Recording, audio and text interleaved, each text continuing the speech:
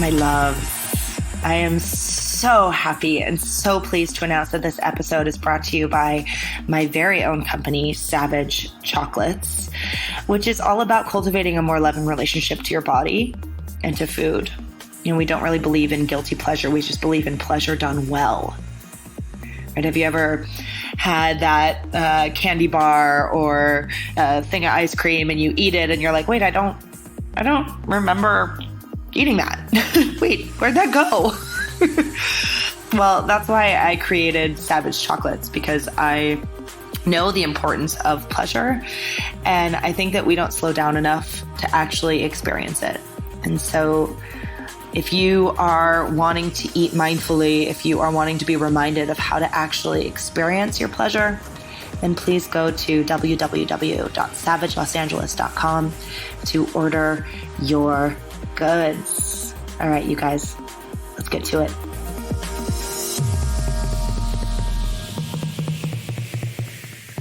Dr. Sam Rader, thank you so much for being on this show. I'm so excited.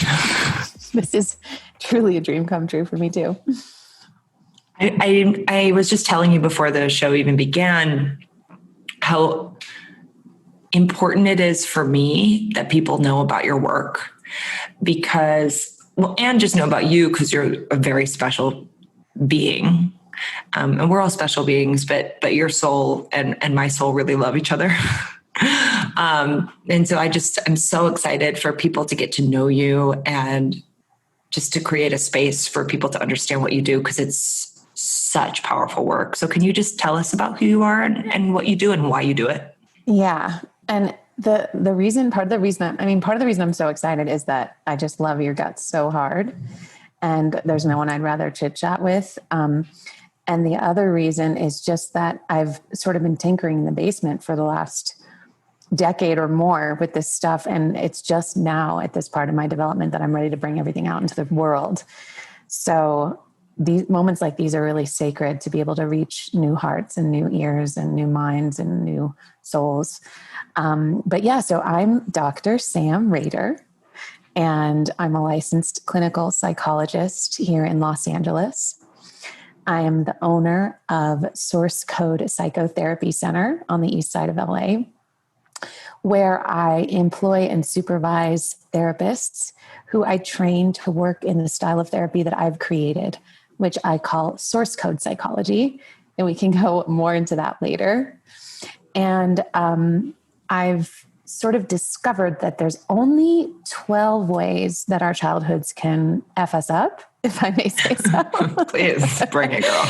There's really only 12 problems. If we're human and we're having a problem emotionally, there's really only 12 of them. And I've figured out what they are and how to heal all of them. And I've done that on a sort of experiential journey where I believe I'm the conduit for this work, because I happen to have all 12 of the wounds. And being able to transmute them in my clients, in myself, going through that journey simultaneously. It's been this incredible, labyrinthine, beautiful journey, and getting to find the way out of each of these tangles, and then be able to sort of write the treasure map to show people how to get out of each of these 12 tangles. And I have a book that I've been working on for the last 10 years about this experience and how to emerge from these 12 tangles. And I finally, during COVID times, got a book deal with Harper Wave, an imprint at HarperCollins. Yes. And we're going to have a beautiful book out for everyone in 2022.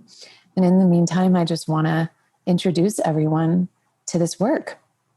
So important and so powerful. I mean, we all walk through this life and we're like, wow, I have this issue. Wow, I have this issue. Wow, I have this issue. Wow, I'm in these patterns. Wow, I'm, stuck in the same relationship again, or I'm stuck having this same conflict again, or I'm stuck with this same boss again. And it's like, we don't even understand what's underneath the problems. Like, we're looking at, it's like, when people come to me and they're like, yeah, I have an eating disorder, I have a real problem with food. I'm like, oh, no. Like, the problem, like, the food isn't the problem. The food is a symptom. Exactly. Of the problem. And so to look at these actual fucking problems, it's like, let's just get to the root. Like, let's just get to the root. Yeah. So yeah, so when we see ourselves in these patterns, but we don't really know how to name it, it keeps us in that stuckness. And when you can recognize yourself in these, what I call coping styles, these 12 tangles, Yes. they help explain why we get stuck in these patterns. And then what's even more insidious than that is that some of us don't even recognize we're in a painful pattern because it's been us our whole lives. So we just think, oh, this is just me. This is just my personality. I'm just self-conscious, or I'm just, an alien to this world and don't feel like I belong. That's just me. And we don't realize that it's actually sort of an invisible prison that we're living inside of. Everybody start to pay attention. So who are we? Who do you think we really are without all the coping styles?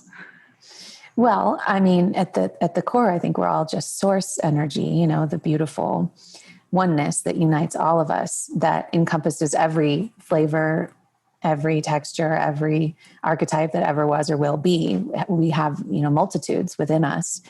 So we're the infinite. And I think the truest aspects of that are joy and presence and like a wholeness, right?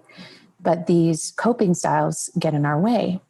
Yes. And each of these coping styles is a specific reaction to an unmet need during our childhood development. Do you think it would be helpful for me to talk? I was just going to ask, girl, you read my mind. Can you talk to us about where they stem from? And maybe let's go through a few of, or actually if you have time, since we're here, just go through the 12, and especially you guys also truth time, my little savages out there. So last time we spoke about this, she laid it on me that there was a 12th coping style, because that's actually new. So it's brand spanking. These things just start revealing themselves to me and throwing me for major loops. Let me get to that in a second. So source code psychology, right? I call it that because I believe that in our first 5 years of life, our early experience writes a source code in our unconscious, which then determines the rest of the way that our stories unfold. So when we're children, we're like little sponges, and we're soaking up everything we learn from our environments about how we're seen, how we're related with, how other people relate, how the world functions. All of that is based on our specific early environment, but we think this is just who I am and this is just who the world is. But actually, we're just being imprinted upon by our early experience. In computer language, a source code is the fundamental program that sort of informs how the software will run, right? So our source code gets programmed by our early experience in our first 5 years of life. And then we just keep living out the same dramas, the same patterns, the same ideas of ourselves from that point forward. So what I do is I climb inside the matrix, I find the glitches in the code, and I help people rewrite their source code for a healthier, more beautiful life. And I really like the double entendre of source code, meaning computer language, but also source, the beautiful sacred energy that unites us all, yes. The place from which we spring forth and return to, yes. That when we can get our coding into alignment, we can embody more of the source energy that we truly are. So good. We all need it. And we all just want it. Something that's so interesting too, before we get into kind of the specifics and the nuts and bolts of the coping styles, I will say, as someone who is coming out of certain coping styles that yes. I have learned about from you, mm-hmm. It's so funny because it's we know that there's a better way, mm-hmm. right? We know this isn't working for me anymore. My premature wound is not fucking working for me anymore. I'm exhausted. My frictive wound, not it, not interested. They both are so hardcore. But I will also say that coming out of it, despite the fact that I know it is for my highest good, it's a little uncomfortable to make different choices. It's terrifying because each emergence is an ego death. Because even though it's painful to be frictive or premature, and we'll explain to your audience in a moment what each of those coping styles are. Please. But even though each of these things are painful in their own right, they're all we've ever known of ourselves. They're our full identity. Right. And so when you strip away that, and of course beneath is the infinite, but there's so much spaciousness in that, so much unknown in that. Like, who the F am I? Who the F am I? If I'm not the Energizer Bunny, if I'm not the one who takes care of everyone, who am I? Right. It's a major frightening ego death. Every time I've had to emerge from one of these wounds, holy moly, it's terrifying. Yeah. It's like, this is such a trite analogy, but you know, when you like detox sugar, like if you do like a cleanse and you're like, I know that this is like the right thing to do. Like, this is going to be really good for my liver. Like, my skin's going to clear up, whatever. But like the first 4 days, you're like, I have a headache. I feel exhausted. Like, I'm blown out. Like, all I think about is freaking sweet tarts. Like, you know what I mean? Like, yeah. It's like that. You're like, I know that this is the right thing to do, but I'm detoxing this thing that like is poison.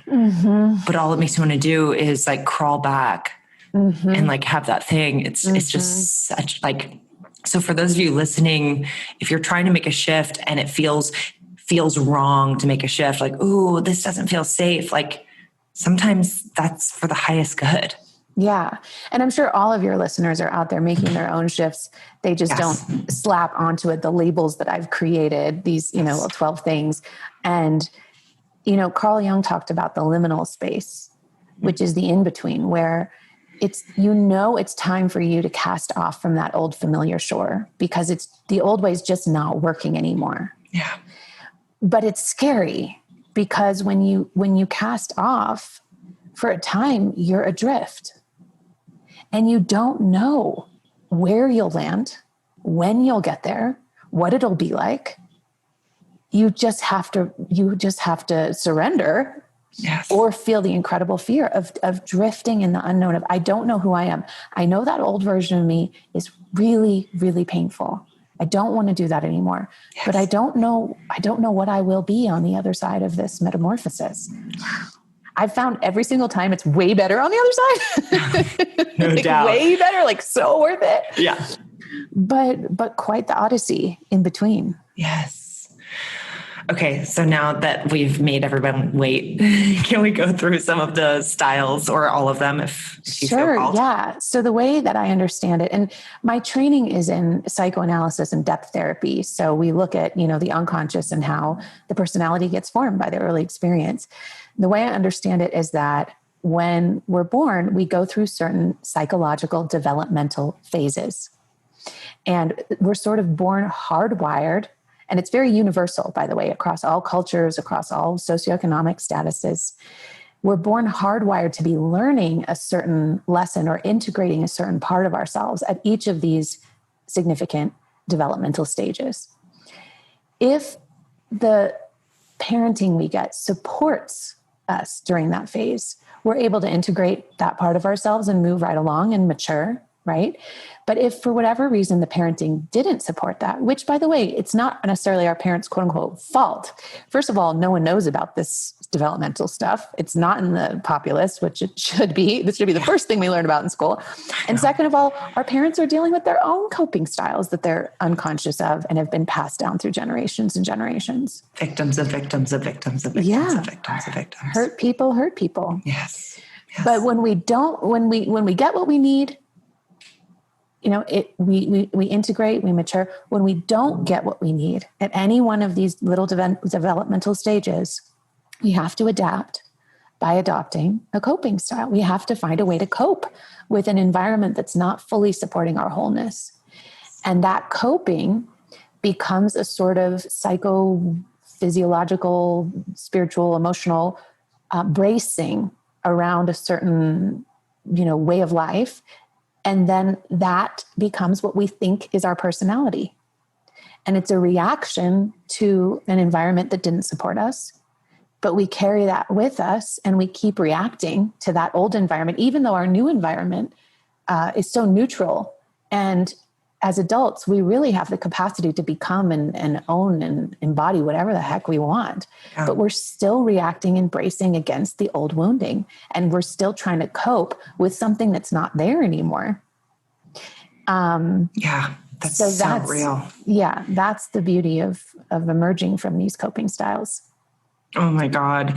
Well, it's like they say, if it's hysterical, it's historical. Mm-hmm. And like when we're just in that reactivity state and we just react in whatever way, it's old. It's old since fetushood. Yeah. Yeah. It's so embedded in us. We just don't know any other way, to the point where we literally some people don't even know that there's another way. They don't even know they're in pain. Right. Because they don't even know that the alternative exists, because their whole lives they've been entrenched in certain ways of feeling and existing. Wow. Oh my goodness. Okay. So I know that you have all 12 or have moved through all 12. Hey-o. In recovery. In recovery. It's a lifelong process, I'm sure, but thank God. Honestly, how boring it would be if it was all just like, did it. I'm totally. Perfect now. Totally. I'm fucking killing it. Bye. I'm perfectly integrated in every way. Yes. I am Mary Poppins. Full on, like just a spoonful of sugar. But what were some of your like highlight coping styles, and what did that look like? Like mine, as I mentioned, premature and frictive are my two like daily basis coping styles that I come up against. I would love for you to maybe elaborate on those two selfishly.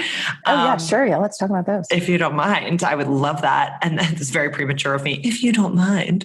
But yeah, elaborate on those and what those maybe looked like on you. And then I'll tell you, if you already know what they look like on me, but okay, great. I'll tell the Let's audience. Talk about those.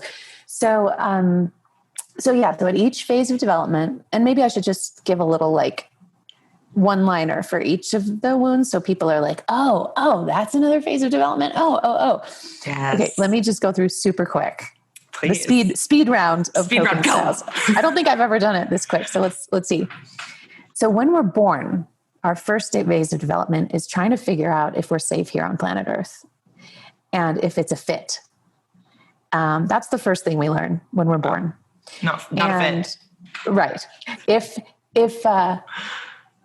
our caregivers respond to our cues of letting them know what we're thinking and needing and feeling as newborns, and they're sort of picking up what we're putting down and they get us, then we feel connected.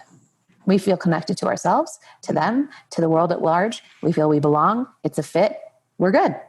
Oh. If for whatever reason that loop of communication was broken, they were inserting things into our world that didn't match. Our insides didn't match our outsides. We needed one thing. They gave us another thing. We had one emotional tone. They met us in a different emotional tone. For whatever reason, if we were out of sync, then we become what I call the disconnected coping style.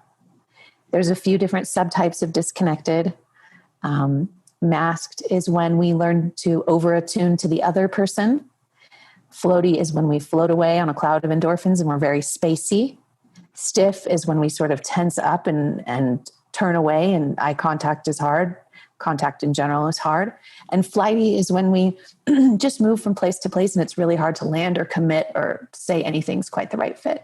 So, disconnected people live their whole lives thinking, I'm sort of an alien on earth. I'm an observer. I don't belong here. I was born at the wrong place at the wrong time. But it was actually just because we didn't feel understood as infants. Whoa. Newborns. So that's for all my aliens. All my aliens. There you go. Join the club. Yeah. Welcome. So is it too much to go through all of them? It's going to take forever. Is it too much? Okay. Fuck no. I want all of it. And everyone needs to understand these. These are big deal. These are all a big deal. And I can't believe I'm just going to give these morsels and then people are going to go, wait, but what do I do? That's me. Oh no. Yeah. You got to get the book. And sign up for your course. Yeah. So there's a few ways. Many. The book will come out next year. If you go to my website, you can download the free coping styles pocket guide, which tells you a little bit more about each one and gives you journaling prompts for starting to the healing process. Dope. And I'm also starting to offer workshops on each of the styles. So I've got a workshop coming up on the premature style on May 1st. Queen. Awesome. So yeah, slowly but surely we will all emerge together. So the second wound we can have as newborns, I call frictive. So one of the things we're looking for at that phase of development is a sense of existing and existing in a way that doesn't change with the weather, like mattering, having matter, having a body, having skin. And the way that we get that sense is through containment. Physiological containment and emotional containment from our parents. We need a lot of skin on skin, firm, consistent touch, holding, and also a lot of emotional consistency, calmness, presence. We need a lot of presence, calmness, and containment. And if so, then we, feel that we exist as a fact. And we can just be spacious in life, which is the antidote. If we didn't get any of that for whatever reason, we adopt what I call the frictive coping style. So we feel forever at risk of coming apart, being annihilated, falling through space with nothing to catch us, fragmenting. And so in order to keep ourselves here and alive and existing, we have to create a friction that keeps us tethered to this world, because we feel like an untethered balloon that could just disappear. Yeah. And the ways we create friction, if we're an externalized frictive, is there's a lot of drama, a lot of intensity, a lot of, going and doing. If we're an internalized frictive, it's fast thoughts, fast this. And if we're frictive, we basically fill up our schedule so that there's never an empty space. We cannot really tolerate any empty space or time. We cannot tolerate the pause, because in the pause, it feels like we're dying in a very primitive, newborn, existential way. We feel phobic of stillness and silence, because it feels like in those spaces, we will truly disappear.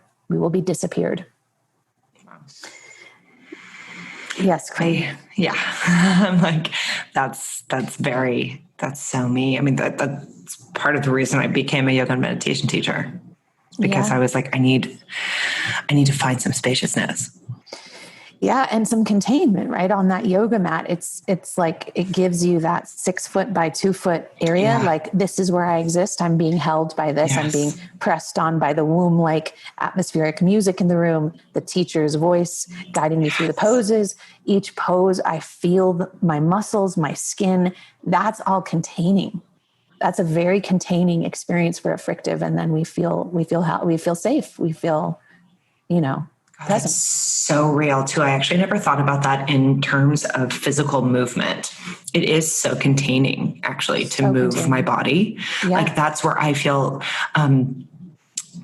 like I have to force myself to take a day off of exercise every week. Mm-hmm. Because it feels like my skin's on fire if I'm not moving. Exactly. Being frictive is kind of like being the static between channels on the radio. Like, you're just, that you're not in focus. Yes. And then you're dying for someone to just squeeze you, because when you're squeezed, it's like, it's as if you can hear the clear frequency comes through, and you're there, and you exist, and it's safe. Right. And yoga gives us that same sensation of feeling squeezed. We're hugging to the midline. We're feeling our muscles hug our bones. We're being squeezed by ourselves. Yes. And so we feel safe.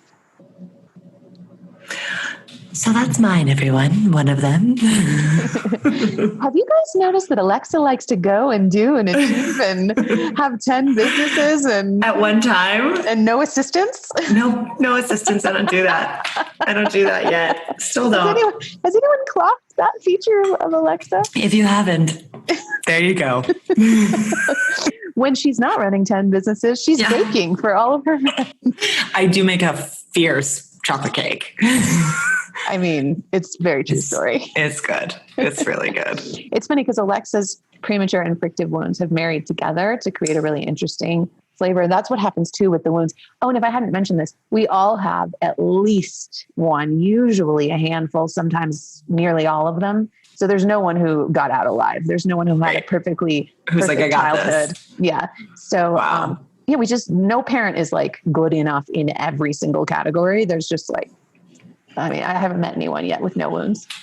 No. I don't think it's a thing. Maybe a brand new newborn, but even that. Yeah. And so when we have several wounds, they can sometimes gum up on each other and create sort of meta characters in us. So you're frictive and premature. Well, we'll get to premature later, but the part that doesn't have an assistant and bakes cakes all day and all of that, that's both going together. Right? Yes. We'll get there. No, I just live for the fact that cake is my thing. Yeah. Hashtag baking. Hashtag baking. Hashtag savage chocolate turn into cake. It's fantastic. It's honestly the best thing I've ever. I kept it in my fridge for like 2 weeks and portioned out a little bit every morning for breakfast. Girl, I know. You were so cute with it. And it is your birthday coming up. And that is not a premature situation. That's just me genuinely wanting to bake you a cake. I will accept your birthday gift. Fantastic. I'm ready. But no other premature exploitation. I won't do it. Awesome. Okay. All right. Beautiful. So we're 2 styles down, 10 to go. Sickening. I'm so here for it.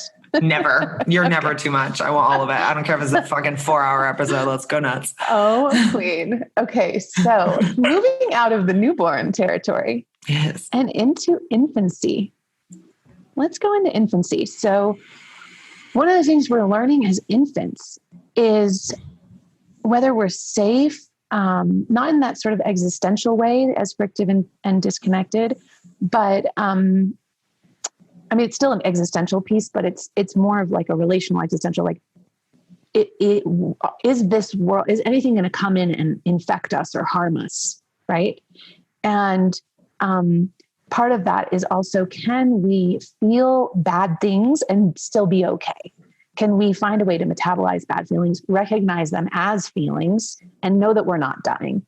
Because if you think about an infant, a bright, someone opens the curtain and bright sunlight comes in and they're like, like everything feels life-threatening. Yes. To an infant. There's no right-sizing anything, right?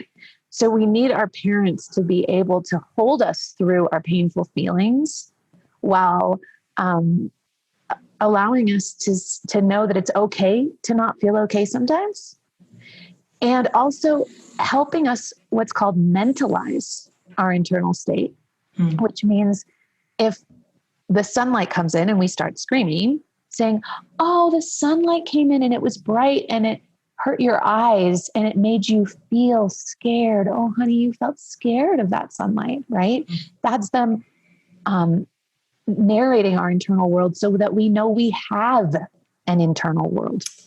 If they don't do that, then because as infants, we're in a contiguous state where we are one with everything. We don't yet have a self. We haven't yet determined there's a thing that's me that's separate from everything else, right? Yes. When they say, oh, you felt scared in there because you're a you and there's an in there and it's a feeling and the feeling can be held and soothed and moved through, right? Whoa. That furnishes us with a sense of self, and it furnishes us with the capacity to hold the good with the bad, know that the bad is all okay, right? If we didn't get that, we adopt what I call the omnipotent coping style. So we still feel fused with our whole world. We're very highly sensitive to absolutely everything, the temperature, the noises, what people are doing around us. We still feel like it is me. Everything that is me. And that the only way, and that anything could be life-threatening, a loud noise. It's so upsetting to us. We have a hair trigger level of sensitivity and anger. And it feels like the only way to manage that is to try to control everything and be all potent, powerful, to treat the whole world as if it's an extension of us and try to manage. And there's a big split in the omnipotent psyche. So good versus bad. We don't know how to hold the two together. If something feels good, then we're a happy baby and all is right in the world. And if something feels bad, if someone moved our thing to the place we didn't want it moved, we're like, why'd you do that? Yeah. It feels like life and death. Yeah. So, for those of us, and omnipotent is one of my core wounds. I'm a little dictator. I resonate with omnipotent as well, actually. Yeah. And, we're confusing because people are like, why are they the nicest person? But then they can just snap so easily or, it's that. So, so that's another infant wound. Wow. And we emerge from that by growing our psychic skin and learning how to align, which means adjusting to the world instead of the world needing to adjust as. Yeah, that's a big one. Growing that psychic skin, man, that is so serious. Isn't it? But it really does work. Like once you start to be able to say, it's okay, I don't feel okay. And it's kind of like you grow a callus and then you do stop being quite as sensitive to things. Like I went on vacation recently and I'm like, I hate electronic music. Like, and I was in Tulum and everyone was everywhere. Of course. And I was like, hey, wait a minute. It's not bothering me. Wait, it's not bothering me. I don't want to punch someone in the throat. That's amazing. Holy heck, it's not bothering me. Yes.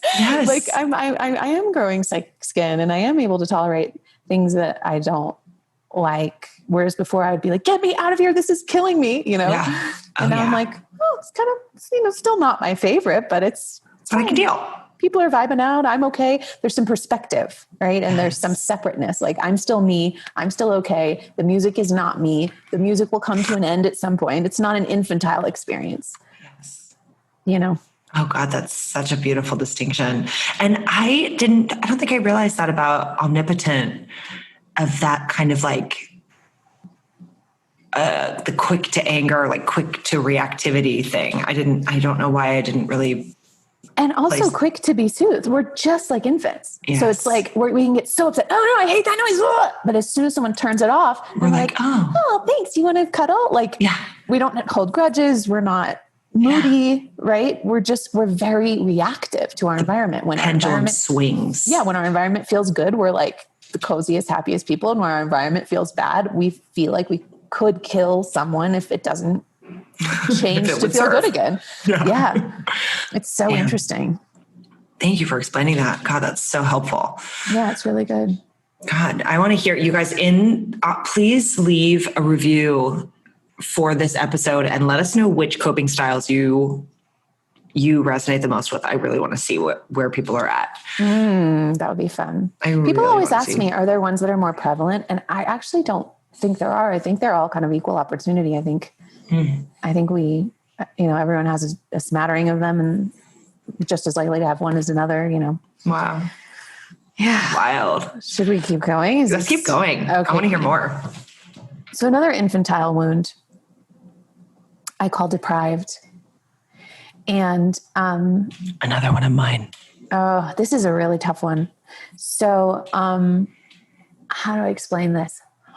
When we're that age, we're looking in our feeding, right? And whether we were breastfed or bottle fed, it's all the proverbial breast, right? We're looking for a relationship with the breast that's nourishing, not only on the caloric level, like, yes, we're getting enough milk to survive, but also that the feeding is done with a certain level of caring and warmth and interest and presence that makes us feel like our hunger draws toward us something good and then fills us up with good, loving care. So our hunger must be a good part of us and we must be good, because without having to do anything, good things show up for us, right? Yeah. And if for whatever reason our parent was distracted or self-involved or in a negative space or whatever, then we had to sort of take in what I would call the bad milk. We didn't get the good milk. So the bad milk could either be kind of the back turned toward us, neglectful, like we don't matter. We don't draw the care toward us. Here, take your bottle and whatever. Or it could be that our parents were filled with so much anxiety or sorrow or something that we had to ingest that icky stuff along with the milk. For whatever reason, we sort of got a bad experience of food. And so in the same way that when we're born, our physiological digestive tracts have to be taught how to digest food, because in utero, we were fed through the umbilicus. And, the first few months of life is a literal shit show, burping, farting, sharting, spit up, amazingness, diarrhea. In the same way, our emotional digestive tract gets trained up to digest whatever kind of emotional food we're getting. So if we're getting the good food, we learn how to digest that. And if we're getting the quote unquote bad food, we learn how to digest that. And if we're deprived, we only know how to feed on the bad milk. So we know how to feed on sorrow, self-pity, bitterness, pain, loneliness. These are the only things we kind of know how to feed on. So we seek it out unconsciously. We make a meal of bad feelings. And when someone ever tries to give us the good stuff, we don't know how to digest it. We don't know where to put it. We don't know what to do with it. So we either have to spit it out. No, you don't really love me. Or somehow turn it sour. You only love me because I paid for your dinner. There's just a sort of fixation on the negative, because that negative feeling was what we were raised with since infancy. And so that's our sort of bread and butter. And that's what we know how to digest. And so when we're deprived, we don't feel good inside. We feel empty or bad inside. We believe we're broken in some way. There's something fundamentally wrong with us. And so if we are going to get any care, which we all need care, we're going to have to steal it, because we don't believe that we're so filled with something good that someone would just be naturally drawn toward us and want to give us care. Right. We're going to have to find a way to sort of manipulate to get care. So we can do that by playing wounded, being the victim. We can do that by being elusive, playing hard to get, come chase me. We can do that by stockpiling, having tons of backups of products, but also friends and jobs. And well, if this one drops out, I'll have to have another one. We can be scavenging, which is sort of taking when people aren't looking. We can be charming, which is sort of working the room to get what we need. Or we can be indispensable, which is collecting people who need us in a special way so that, they can't leave us because they need us. Right. So that's the deprived wound in a nutshell. That one's so fucking dark. Honestly. It is. It's one of the two darkest styles. What do you think the other darkest one is? Frustrated. Yeah. They're both, if you want to call a spade, they're both masochism, right? There's a pleasure in the pain. Feeling good somehow feels bad. Yeah. There's an unconscious seeking out of bad feelings. So everything you just said is whoa, and so amazing. And I just so baffled at how this all comes through you. But something just went off on me too about my relationship to hunger. Mm-hmm. And now that I've emerged from being anorexic, my relationship to hunger is really feels like PTSD. I really being hungry is it's not hangry, hashtag hangry. I feel shaky. It's really, really scary for me. Whereas I used to actually get off on the feeling of hunger. So what's scary about it? What's the fear? If we really go closer to it. Yeah. I think there's a part of it that feels like I'll die. Because like I said, it feels reactive in that PTSD sense, and probably because I did almost die as a baby from failure to thrive. And then I almost died of anorexia. So I think the starvation really did almost kill me. And so now when I'm hungry, it's oh, quick, fix it. I think there's a level of that. Mm-hmm. Which also, by the way, to be really nuanced here, sounds like that omnipotent wound. That any frustrated feeling feels intolerable, right? Any feeling that feels bad feels intolerable and has to be fixed or changed right away, immediately. So hunger now feels intolerable.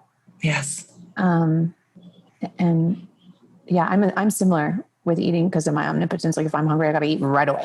Yeah, I know. I'm I see people and they're yeah, I've been hungry for the last hour. I'm did you not just fucking get a snack? Yeah, because there's no patience in omnipotence and there's no perspective. Yeah. There's no well, I can have a snack in an hour. It's hunger is need to eat now. Well, because now is all that exists for the omnipotent. There's no capacity to know about later. And that's as we emerge from omnipotent, we start to grow that capacity to have patience. So again, it's it's the melting pot. It's all of mine have they've married together. Yeah, that's what happens is they create a little tangle. When a necklace has all these tangles in it and you're working on one knot, but as you start to loosen it, this other knot comes tighter and then you have to work on that one. Yes. And that's what it's like being the therapist working through the coping styles. And that's what the source code therapists do at my center is we work through the coping styles one by one. And as we're healing one, another one emerges and we start to work on that. And it's a whole beautiful journey of the layers of the onion peeling back. Yes. It's a little whack-a-mole-ish until the game is over. Yeah, it is. It's a whole journey. It's so beautiful though. A beautiful game of whack-a-mole. A beautiful game. A sensual, empowering, healing version of whack-a-mole. Soft like guacamole. Like guacamole. We put the guacamole in. Guacamole. Yeah. Again, we're just going with my coping style of deprived / omnipotent. Gotta talk about food. Guacamole. Oh my God. Okay. So deprived is super fucking dark. It's Frustrated so dark. Is also super fucking dark. Fucking Can you dark. talk to us a little bit? We don't have time to go through all of these, do we? I mean, maybe not. I mean, whatever. Let's get through as many as we do, and then we'll be like, to be continued. I think we just have to have you back on. Okay, Queen. But why don't we do premature, since that's the one that's your chorist wound? That's my chorist. And also because that's the workshop on May 1st. Let's finish with premature. We'll start premature now. Okay, my queen. So premature, we're moving right along down that timeline. We're in toddlerhood now. Mm-hmm. So toddlerhood is, a year and a half to 3 years old. And it's this wonderful in-between time between being a baby and a big kid. So we're starting to walk and talk and do things on our own for the very first time. Before then, we were just a little helpless lump of flesh, completely dependent on our caregivers to do everything for us. Toddlerhood is this newfound emergence into independence. But it's a reckoning or a negotiation between independence and dependence, bigness and smallness. Because yes, we can pull ourselves up onto a chair for the first time, but we can't really cook ourselves the dinner or you know what I mean? We're not really big. We're in between. Yeah. And so what we need during toddlerhood in order to get that good enough support from our caregivers that allows us to emerge without a hitch is we need to be honored in our bigness, the ways that we can do things on our own for the first time. And we also need to be honored for our smallness when we toddle back to our caregivers and need that holding and feeding. Sometimes we're still breastfeeding at that age, but even if we're not literally breastfeeding, we still don't have all of our baby teeth grown in yet. And we need a lot of holding and tenderness and emotional feeding from our caregiver of, yes, you're my big boy who can do big things, but you're also my little boy who needs me. Both. We need both parts honored. We have the premature wound, the part that needed the holding and needed to experience healthy dependence got thwarted. For whatever reason, once we could walk and talk, it was like, okay, you're good. You're a big kid now. Right. We were praised for our precociousness, and we may have even been recruited to caretake people in our family. Oftentimes we're premature if we had a sibling born when we were 1.5 to 3 years old. And it's like, you've got to be a big boy now. You're the big brother. Your sibling's the real baby. That's the one who gets the breast. That's the one that gets the holding. And you need to help out. Right. And if you help out, then you're good and you're loved, right? We also may have been asked to take care of our parents if they were, disordered in some way or an addict or whatever, or maybe a special needs person in the family. But we were often recruited to care for others when we were so very little and we still needed care. We were still babies in our own right. But we learned how to buck up, not need, and take care of others and be big and be expansive and sort of superhuman and play the role of hero and rescuer and caretaker. Are you tearing up, my queen? A little bit. What's this feeling? No, it's good. It's just, it's so sad, to think of, I was just thinking as you were talking, there are just, I don't really have very many memories of being 3. I know many people don't, but I do have tidbits and moments. And there was always just this hyper independence, even dancing at my mom's dance studio. It was oh, I'm her daughter, so I'll show you around, literally, being a 3-year-old, showing everybody the dance studio, Mm-hmm. yeah. And it was so cute. Mm-hmm. And it is. The precocious part of a 3-year-old is cute. Yeah. But are you also allowed to be ugly and messy and snotty and cry and want and need and mommy, feed me? Yeah. Or not? Right? And if we're premature, the reason I call it the premature wound is in the same way that a newborn can be born prematurely before they're really ready for the world. A toddler can be thrust into a faux maturity prematurely. You're a big kid now. Show people around the dance studio. Right. Don't need me. I need you. I need you to be a big girl. Yeah. So we get this incredible need dysmorphia when we're premature. We really think that our needs are much bigger and more grotesque than they really are. We feel very ashamed for having any needs. And it's totally okay if someone else needs something. We love being able to give them what they need. Totally. But if we need anything, it feels so shameful and scary, and we really try to hide it. And it shows up with our relationship with food. We often also have body dysmorphia. We worry about being too much for others, and that too muchness gets concretized in I'm too fat, right? And we learn how to receive care vicariously by caring for others. So the only way we get to feel fed emotionally is when we're feeding others. And it's really hard for us to reverse the poles and know how to receive. Different from the deprived. Yeah. So when you finally do convince a premature person, no, it's okay, take a sip, you're allowed. They do know what to do with the good milk, and it feels good and it fills them up, as opposed to the deprived who have to sort of spit it out or turn it sour. Mm. So the deprived is a relationship with the bad breast. Mm. And the premature is a relationship with the good breast where we were weaned too soon. So wild and so powerful. So I've explored a bit with plant medicine and things of that nature. And I remember, and I talk about it on here quite a bit. And I once was in a medicine journey with psilocybin, and I asked to see that neediness and it showed me what it felt like in me. And it was just a tunnel, never ending. Like what it felt like was like a tunnel, like this dark, like it looked almost like leather, like a leather tunnel that just was like infinite. And I know that that's not it. Well, you know what? That's what it felt like. Well, but I'm so glad you're naming this, because you're exactly naming the premature wound experience, which is I'm needy if I need, yes. And my hunger is never ending. I'm a bottomless pit. Bottomless pit. But let me explain why you feel that way. I really want to help you with this. Thank you. So when we need as toddlers, and we know we can't get that need met, and we have to hide it and not get it met, then needing and hunger is paired with not feeding. So hunger is paired with a bottomless pit feeling. My hunger doesn't lead to satiation. And so we erroneously believe I can't be satiated. There's something unsatiable in me. I am a never-ending pit of hunger. Yes. No, you're not. Right. You actually just haven't been fed.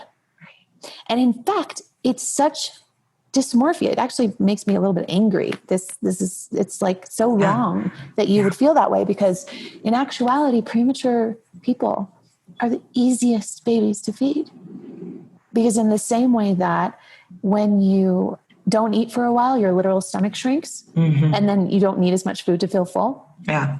As prematures, you give them a morsel of love and they go, oh my God, that's it. I'm so full, like yum, right? And it's so easy to feed you and other premature people. That bottomless hunger thing is just because you haven't fed the hunger. And so you don't know what fullness feels like. And coming out of premature, pretty much the number one shift is starting to develop a relationship with fullness, eating until you're full, both literally and emotionally. Yes. Taking in enough to get you to full. There's this fear, but if I need, I'll be too much and I'll be never ending and it'll be needy. But the difference between being needy and having a need is that a need gets satiated. Right. being needy means taking and taking and taking and never feeling grateful and never feeling full.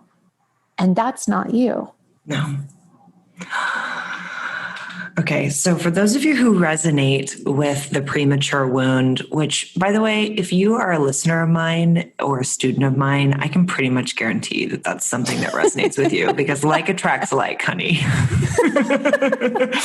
And I've taught in like the biggest cities in the world. Like, it's a bunch of people like trying to make it. Like, I see you, honey. Don't pretend it's not you.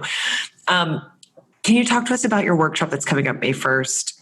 And your call that's happening, the Zoom session that we can maybe find out more, because it's true. Yeah. I just realized that we've been talking for the last almost an hour, and I usually keep these to 40 minutes. So I hope you guys are still here. Feeling nourished. So the workshop is called Becoming Nourished, and being nourished is the antidote to premature. So it'll be May 1st, and we'll send out a video before we meet live. It's an hour-long video of me explaining in detail all about the premature wound, how it gets formed, how it shows up in you now, and what the healing strategies are.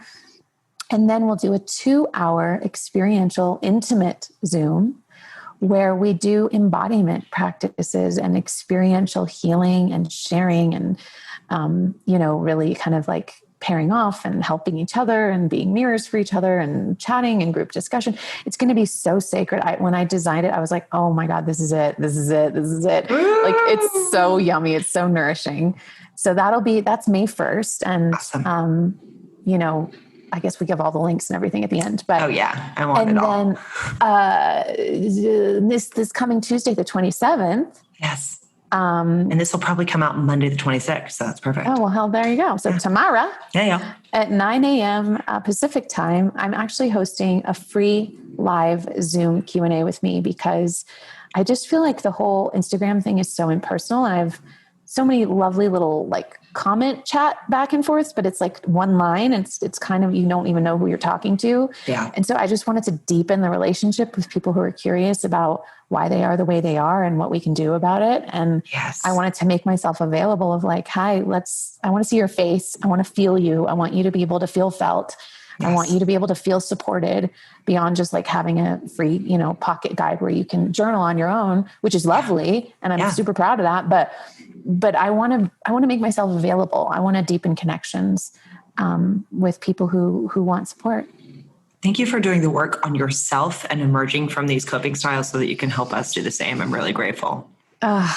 You're welcome. I feel really grateful to have been the conduit, to have had the opportunity to heal some of this stuff and become aware of it. It's not for the faint of heart, but it's holy. Completely holy and holy. And guacamole. Guacamole. Dr. Sam Rader. Okay, wait, before we get like where we can connect you, and of course I'll put it in the show notes as well so people can just be like, think, click. I just want to do a rapid fire round with you, which is basically me asking you totally superfluous, ridiculous questions. You can just tell me which one you prefer. Yes. Okay, great. Coffee or tea? Tea. Sex or sleep? Oh my God. I know, rude. Sleep. I do not do well if I don't sleep. No, that's real. Yeah. You're like, no, I get that. I get that. I really do. I totally get that. Mexico or Europe? Mexico. Right now, I'm the most grateful for support in my life. You have so much. It's bonkers right now. I've never felt so supported. I didn't even know it was possible to feel this supported. Beautiful. Sparkling or still water? Sparkling. Beautiful. Okay, it's a Friday night. Are you going to a movie or are you going out to dinner? These are too hard. I know, so rude. I guess dinner, because I like talking to people. Light or dark chocolate? Light, dude. I'm sorry. I know Savage is dark. Okay. It's okay. But it's like the cream. I drink half. You have a cream thing. Yeah. No, I literally drink half and half. No, I totally am with you. I get it. I totally get it. And then to me, pleasure is embodiment. where can we connect to you? Okay, so my website is www.drsamrader.com. That's DRSAMRADER.com. My Instagram is at Dr. Sam Rader. This is spelled the same way. And I guess that's it. And if you, Perfect. If you go to the website, there's a workshops tab, and the Becoming Nourished workshop is there, and the live Zoom Q&A, you can reserve a spot there as well. And if you go to my Instagram, please follow me on Instagram. I'm trying to build that following, and I'm so excited about, let's do this. Boost her up. I've been on there for a year, and it's like algorithms are hard, and I need to be nourished. Like come nourish me, and I'll nourish you, and it'll be a loop of nourishment. It's a mutual nourishment. Yes. But yeah, if on Instagram, I have a link tree that you can also navigate to those things. But Alexa, I'm so grateful. I love you. I love you so much. This Thank you. So sweet. I could feel us really tapping into the flow. So honored to walk beside you, my sister. Everyone check out Dr. Sam Rader and her beautiful wisdom. I am so grateful to know you. And to you.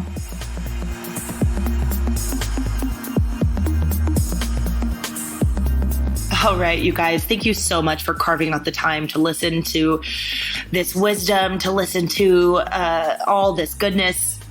Once again, gentle reminder to please check out savagelosangeles.com to learn more about my new company that I'm so proud of. I hope it inspires you to create and cultivate a life that you dig. And also, if you are down and have, 10 seconds, then please give this podcast a 5-star review on iTunes. Super easy. Just give it 5 stars, maybe say a few kind words. And if you dug it, please share it with your friends. I would be over the moon with gratitude. All right. You guys are the bee's knees. Much love. Stay savage.